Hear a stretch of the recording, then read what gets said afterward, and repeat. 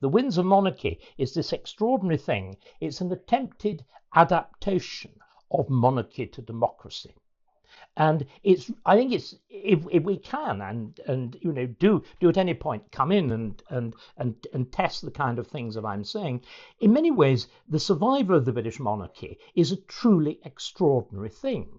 If you look at the first 2 decades of the 20th century, if you look particularly at 1917 to 1918, you see these vast empires.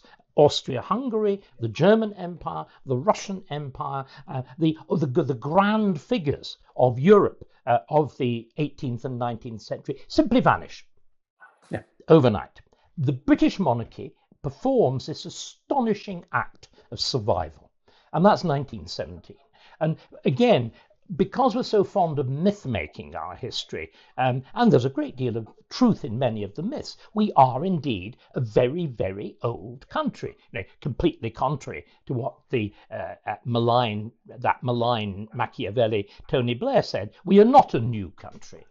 But what we have been able to do is constantly reinvent, to pour new wine into very old bottles and make sure the bottles don't actually burst, and that the wine is quite drinkable, and that lots of people are keen on it. And 1917, I think, is one of the great episodes that whose astonishing success we forget. And it gives a very particular meaning. You may remember one of the standard mantras of the reign of the late Queen Elizabeth II, and also to an extent of King Charles, has been, how do you modernize? How do you modernize the monarchy? But of course, the monarchy faces this incredible challenge at the beginning of the 20th century, because at the beginning of the 20th century, for the first time, you have actual democracy. What we forget, of course, is because we talk about Britain and the origin of democracy, England as the origin of democracy, we had limited, representative, orderly, law-based government long before we had democracy. Democracy is the late arrival in all of this. The ordinary working man only has the vote from the 1880s. Women don't get it until after the end of the First World War. But what you've got at the beginning of the 20th century is a period of huge social upheaval, the problems in Ireland, industrial problems, the challenge of Germany, the incipient challenge of war, all of that stuff. But also with an entirely new and untried electorate. It's quite extraordinary. And what you can see is, I think, and we give far too little credit either to those two kings involved, to Edward VII and to George V and their advisors, for, riding this wave, this astonishing, which could easily have crushed the monarchy at that point. But would you suggest that if World War I hadn't happened, there would have been any shift in monarchical feeling, that people might have been less disposed to stick with his quite weak kings? Well, I'm not sure George V was weak. You see, I think this is where we get it wrong. Can I tell you why I don't think he was weak? Go for it, yeah. He comes to the throne, of course.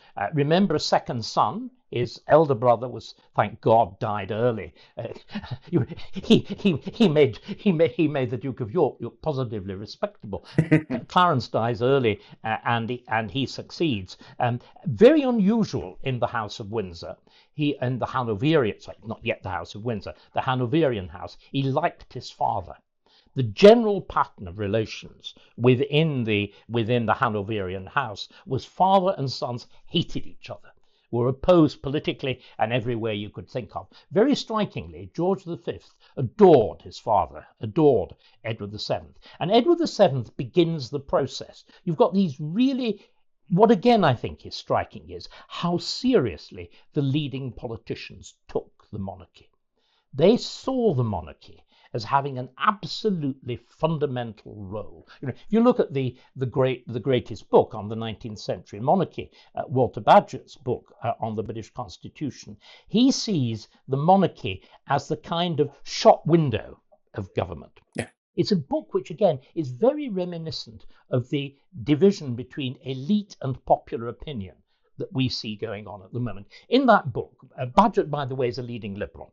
He's the founder editor of The Economist, all that sort of thing. But in it, what he effectively says is that there are two aspects to British government. There's what he calls the dignified, the House of Lords and the Crown, and what he calls the efficient, which is Parliament, the Prime Minister, the Cabinet. He says the latter, the House of Commons, the Prime Minister, the Cabinet, is effectively a republic. They're the sort of people you find in a republic, men in grey suits doing boring but important things. But what you do is you have this wonderfully dramatic, overdressed shop window of the monarchy in which, and he uses these expressions, he talks about the contrast between the gentleman, Mr. Grote, who was the person responsible for the history of Greece, one of the most learned people in Victorian England. He said that what we've got to understand is that there is this contrast between this hugely learned chap, people like us, and the poor creature down there, the farm. Actually, I think he uses the phrase farm labourer. Talks about them as, illiterate, semi-literate peasants. And he says they can only understand the symbol of monarchy. They actually believe that the king or queen rules as well as reigns. But what I think you see is from about 1900 onwards, with the influence of extraordinary dark figures. I was teasing you about looking like a dark silhouette. The dark silhouette in Edwardian and Georgian England is a man called Reginald Brett, Viscount Esher, who is the kind of Peter Mandelson with similar morals. Can I put it like that? You'll get the lack of morals, should we say? You'll get the general idea. But even more of a PR genius. And he is the one who plays this fundamental part in reinventing the monarchy, in saying, if you are to be the shop window of government, the shop window's got to be dressed really well.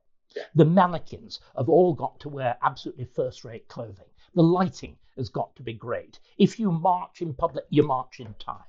The whole thing has got to be a performance. And it's very remarkable. If you look at the coronation of Victoria, it's a complete shambles.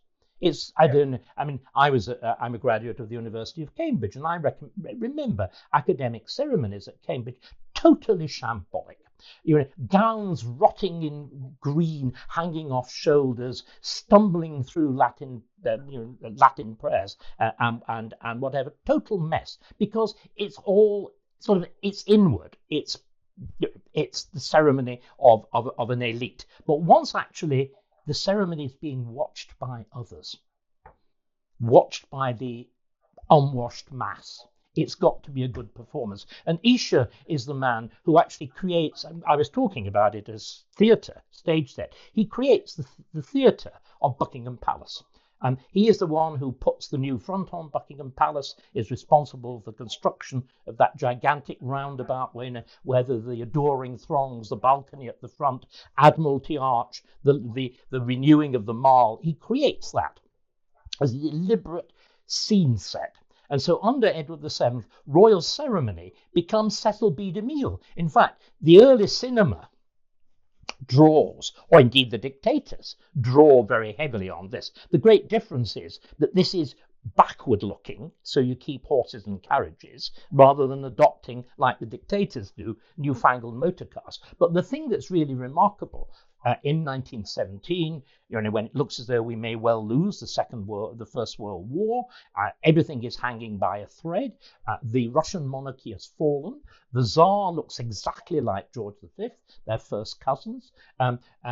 They correspond to each other in English. What the monarchy does, and it's very much George V, you totally reinvent it. Up to this point, it's a German house.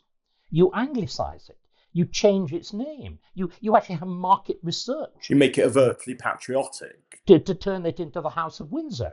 You do even more remarkable things. You reinvent the whole idea of honours, orders of chivalry. I mean, up to that point, the Garter, the Bath, even relatively new ones, like the Michael and the George, they have a few dozen members. Tiny, tiny, tiny. Suddenly, you create the Order of the British Empire, which, just like the French Légion d'honneur, has got thousands. Because, of course, you've got all the people with wartime that you've got to reward. You've also got this huge new bureaucracy that you've got to reward. And interestingly, this is the thing I always tease people about, in 1917 as well, you actually create an order of chivalry for socialists. Somebody had to. The Companion of Honor is actually created for socialists, and on the assumption, it's very amusing to listen to it now with what we know about socialists. They took the view that socialists were so honourable that because, of course, they attacked nobility and aristocracy and titles, they wouldn't want one, would they? So what they had to be given was an order of chivalry that simply carried distinction, but not a title and nothing else. So you create the Companion of Honor, and it's extraordinary. You get newspaper headlines in 1917, 18, 19. We are all under George V, King and Emperor. We're all socialists now. I hope not. Really, I mean, 1917, 18. Again, the first time. We mentioned Diana already. The first time that you actually call somebody the People's Princess is the Princess Royal, the eldest daughter of George V and Queen Mary, when she's married to Lord Lascelles, who the family live at Harwood, and all the rest of it. And she is married, and again, we so much take for granted what's happened in the 20th century. She's married in Westminster Abbey, and that's the first time there'd been a royal wedding there since I think the 16th century. The wedding of Charles and Diana in St. Paul's was the first time you'd had a royal wedding in St. Paul's since 1501, and the actual marriage of the ill-fated Prince Arthur and Catherine of Aragon. I mean, it's simply extraordinary that we take for granted a monarchy that was outward-looking, that was ceremonial, and all the rest of it.